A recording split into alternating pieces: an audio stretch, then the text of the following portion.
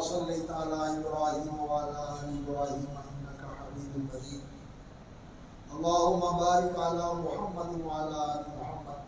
كما باركت على إبراهيم وعلى آل إبراهيم إنك حميد مجيد سبحانك لا علم لنا إلا ما علمتنا إنك أنت العليم الحكيم اللهم انفعنا بما علمتنا وارفعنا بما علمتنا وزدنا علما نافعا اللهم إنا نعوذ بك من علم لا ينفع ومن قلب لا يخشع ومن نفس لا تشبع ومن دعاء لا يسمع. اصحاب الفضیلہ العلماء والمشائخ والاساتذہ والائمہ والخطباء اور انتہائی لائق تقریر اور قابل احترام برادران و خاہران اسلام، حضرات و خواتین، سامعین و حاضرین کرام اور عزیز القدر طالبین علوم نبوت اور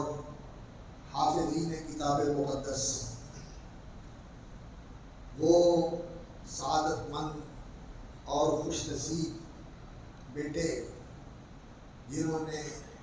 قرآن مجید کی حفظ کی سعادت حاصل کی ہے، اور وہ عزیزان گرامی جنہوں نے علوم اسلامیہ کی تحصیل اور تعلم کا جو انتظامی مرحلہ ہے وہ مکمل کیا ہے.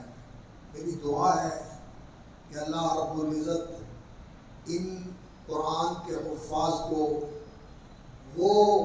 حامل قرآن بنائے جو قرآن کے ماہر ہوتے ہیں، اور اللہ تعالیٰ انہیں السفرۃ الکرام البررہ کا ہم مرتبہ اور ان کا ہم پلہ بنا دیتا ہے، اور اللہ تعالیٰ انہیں دین کے لیے قبول فرمائے، یہ دین کے عالم اور دین کے خادم بنے. اور یہ عزیزان گرامی جنہوں نے علوم اسلامیہ کی تعلیم حاصل کی ہے، اللہ تعالیٰ انہیں عالم بعمل بنائے، اور اللہ رب العزت انہیں صالحین مصلحین ہداۃ مہتدین اس مقدس اور مبارک گروہ کا معزز رکن بنائے، اس زمرے میں شامل فرمائے. اور میری دعا ہے کہ اللہ رب العزت اس جامعۃ الاحسان الاسلامیہ کو جس طرح اس کی نسبت احسان کے ساتھ ہے، اور میں سمجھتا ہوں کہ شاید اس کا نام رکھنے والوں نے ان دونوں چیزوں کو ملحوظ رکھا ہوگا. اس قریبی عہد میں علامہ احسان الہی ظہیر رحمہ اللہ، جنہوں نے اپنے اس قریبی دور میں، ہمارے اس قریبی دور میں جس جرأت کے ساتھ، جس بلند آہنگی کے ساتھ اور جس عزیمت کے ساتھ اور جس وقار اور تمکنت کے ساتھ صحیح، سچے، خالص اسلام جس کی بنیاد کتاب و سنت ہے، اس کی دعوت، اس کی پکار کو بلند کیا، اور جس جرأت کے ساتھ انہوں نے کتاب و سنت کا پیغام ہر جگہ پر، ہر سٹیج پر اور ہر سطح پر انہوں نے یہ پیغام پہنچایا، تو اس نام کی ان کے ساتھ بھی ایک نسبت ہے جامعۃ الاحسان، کہ یہ ایسے ہی دین کے اور اسلام کے ثبوت پیدا کرنا چاہتا ہے جس طرح کا اسلام کا نامور ثبوت علامہ احسان الہی ظہیر تھے رحمہ اللہ تعالی. تو بیٹا ان ناموں کی نسبت کو ملحوظ رکھتے ہیں اور اپنے اندر ان ناموں کے جو اثرات ہیں ان کو ثبت کرنے اور منقش کرنے کی کوشش کرتے ہیں. اور میں اس سے بھی بڑھ کر ایک اور نسبت سمجھتا ہوں اس جامعۃ الاحسان کی، اور میں امید کرتا ہوں کہ جنہوں نے اس کی بنیاد رکھی تھی اور جس وقت انہوں نے اس کا نام تجویز کیا تھا ان کے ذہن میں یہ بات ہوگی کہ الاحسان یہ دین کا وہ مقام اور مرتبہ ہے۔ آپ جانتے ہیں رسول اکرم صلی اللہ علیہ وسلم سے منقول وہ حدیث مبارک جس کو ام الاحادیث کہا جاتا ہے، جیسے سورۃ الفاتحہ ام الکتاب ہے، یہ وہ سورت ہے جس میں پورے قرآن کا اللہ رب العزت نے نچوڑ اور خلاصہ جمع کر دیا۔ اسی طرح احادیث کے اندر حدیث جبریل جس کو کہا جاتا ہے، حضرت عمر رضی اللہ تعالیٰ عنہ اس کی روایت کرتے ہیں، اور وہ حدیث ایسی ہے کہ علماء نے اس کو ام السنہ اور ام الاحادیث قرار دیا ہے کہ ساری حدیثوں کی ماں، کہ اس ایک حدیث کے اندر رسول اللہ صلی اللہ علیہ وسلم نے حضرت جبریل امین کے سوال کے جواب میں پورا دین بیان کر دیا، اور پھر جب حضرت جبریل امین سوال و جواب کے بعد اٹھ کے چلے گئے تو رسول اکرم صلی اللہ علیہ وسلم نے فرمایا کہ ذرا پتہ کرو یہ جو صاحب آئے تھے یہ کہاں گئے، کون تھے؟ تو لوگ دیکھنے کے لیے گئے تو کوئی نام و نشان نہیں تھا، بالکل غائب تھے۔ ابن خزیمہ کے اندر روایت ہے کہ رسول اکرم صلی اللہ علیہ وسلم نے فرمایا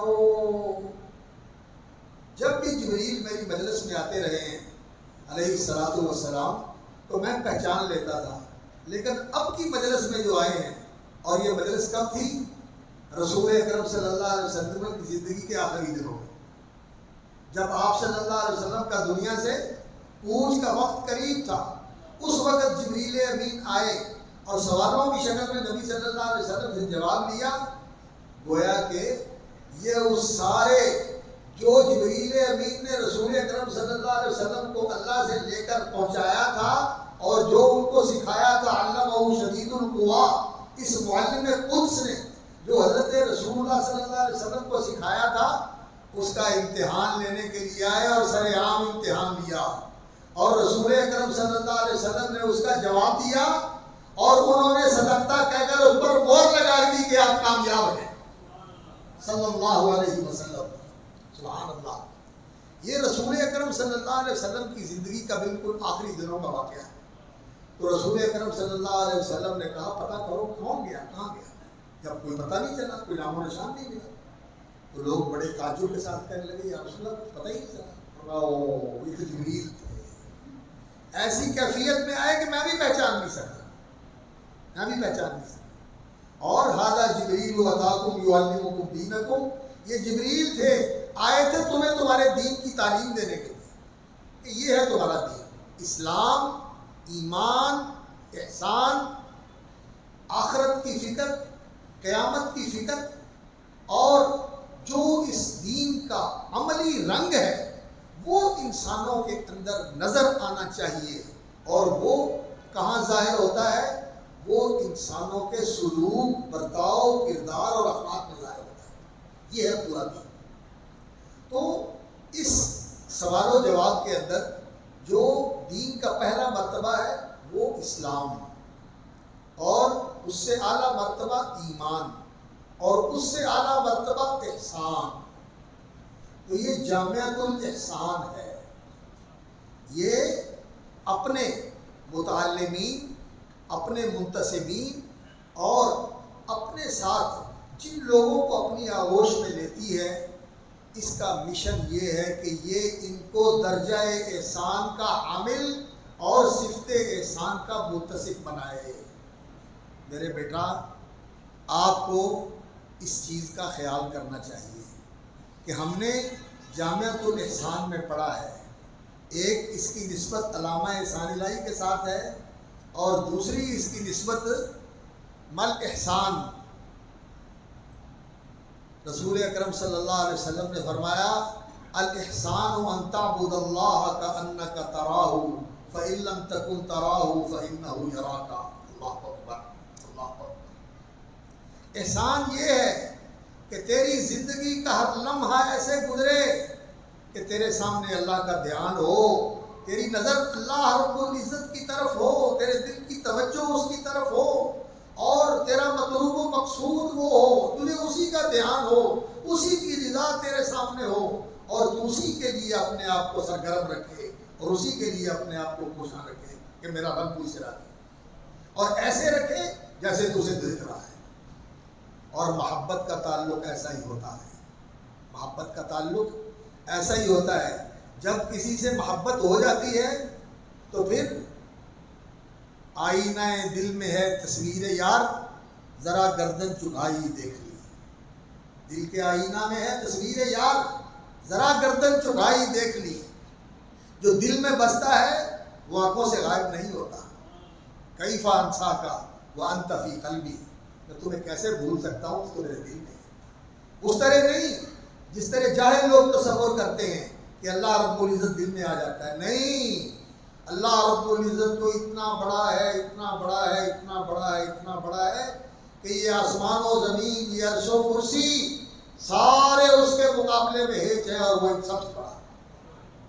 وہ ان سب سے بڑا ہے۔ اللہ رب العزت بہت بڑے ہیں، زمین و آسمان کو اللہ رب العزت اپنے ہاتھ میں لے لیتے، پہاڑوں کو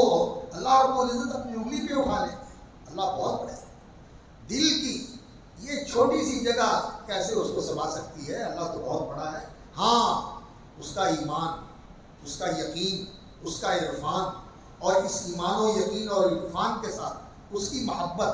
اور اس کے ساتھ تعلق اور اس کے ساتھ نسبت اور اس کے ساتھ لگاؤ اور اس کے ساتھ ارتباط و اتصال، یہ ایسی چیز ہے جو اس بندہ خاکی کو اس اللہ کے ساتھ جوڑ دیتی ہے۔ اور کیسے جوڑتی ہے؟ اللہ اکبر، یہ ایسے جوڑنے والی چیز ہے انسان کو دین اور ایمان، کہ ادھر بندہ اللہ رب العزت کی طرف متوجہ ہوتا ہے، اللہ رب العزت جیسے اس کی شان کے شایع ہے اس بندے کی طرف متوجہ ہو جاتا ہے، اور بندہ اس کی طرف بڑھنے کے لیے ایک بالش آگے بڑھتا ہے تو وہ کہتا ہے بندے میں تیرے لیے ایک ہاتھ آگے بڑھتا ہوں، تو اس کے لیے ایک ہاتھ آگے بڑھتا ہے تو وہ تیرے لیے بائیں پھیلا دیتا ہے اور کہتا ہے میرے بندے آ، میں تجھے اپنی آغوش رحمت میں لینے کے لیے تیار ہوں۔ تو اس کی طرف چلنا شروع کرتا ہے، وہ تیری طرف دوڑنا شروع کرتا ہے۔ اس طرح کا تعلق بندے کا اللہ کے ساتھ بن جائے، میرے بیٹا، اس دین کی اصل حقیقت اور روح یہ، اس کی حقیقت اور روح ہی یہ ہے کہ ہمارے اندر یہ احسانی کیفیت پیدا ہو جائے، اور بالخصوص علماء کے اندر، بالخصوص علماء کے اندر، علماء